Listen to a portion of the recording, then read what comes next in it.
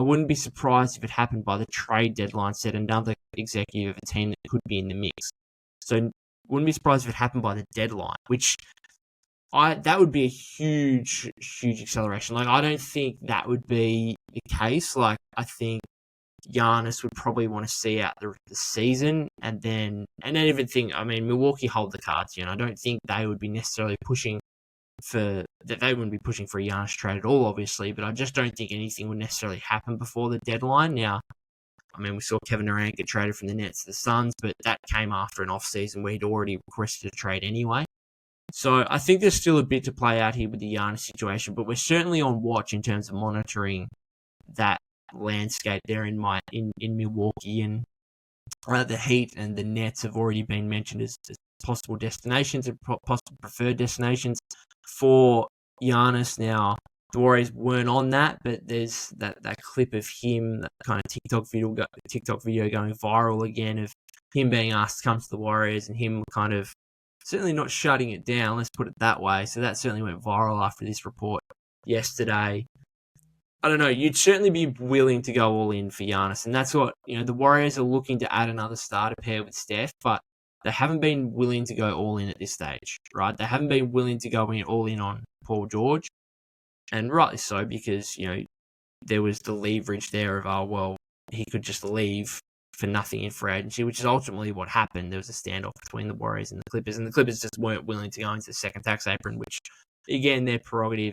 And then with the marketing situation, it's like, okay, here's the deal, but we're not going to include pods and keeping pods out of the deal. There, obviously, it sounds like they were willing to give up Kuminga, certainly willing to give up Moody, willing to give up first-round picks, an assortment of, a combination of that kind of stuff, but not willing to include pods, which is not going all in. I think you wouldn't have to worry about that with a Giannis situation. I think that he's a player, obviously two-time MVP, 30 years old, so getting on, but not like still in the prime of his career, really. Goes for 37-9 yesterday. Still one of the best, one of the top, I don't know, you could say top 3, at least top 5 players in the NBA, you would say. And so you go all in for that player. You give up the future picks, you give up Kuminga, you give up pods, you give up Moody. I bet that's a bit more difficult given the poison pill contract he's now on. You do what you need to do to get Giannis Antetokounmpo. Right, you do that. And so that's a move the Warriors, you'd imagine, would be be willing to go all in on. The only issue here is like the Bucks being in the second tax apron makes things really, really difficult from a trade standpoint, because they can't trade out multiple players, so you can't add anyone with Giannis. They can't take back more salary, and because they can't take back more salary, and because the Warriors are right up against the first tax apron themselves, like $500,000, it makes a trade very, very difficult.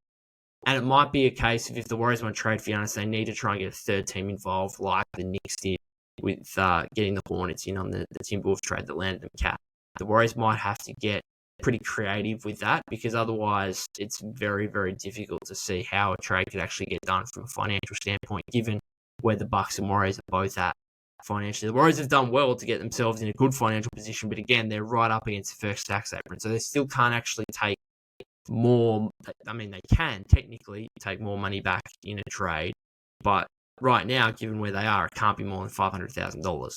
Because that's how much they are under the first tax apron, which they've hard capped themselves at. So, I don't know, I'd be also, as a Warrior fan, and for Warrior fans out there, I think you got to be careful what you wish for as well with the Giannis situation, because the last thing you want, like, if he becomes available in the trade market, yes, that gives you an opportunity to go and get him, and that could change the franchise.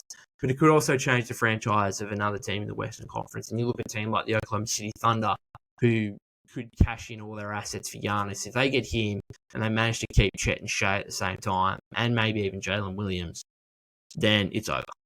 It's over. You've literally got no chance in the West.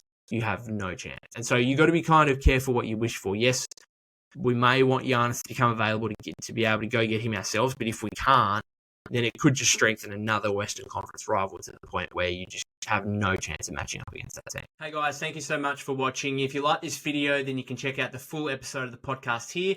Otherwise, make sure to like and subscribe for more Warriors content throughout the season.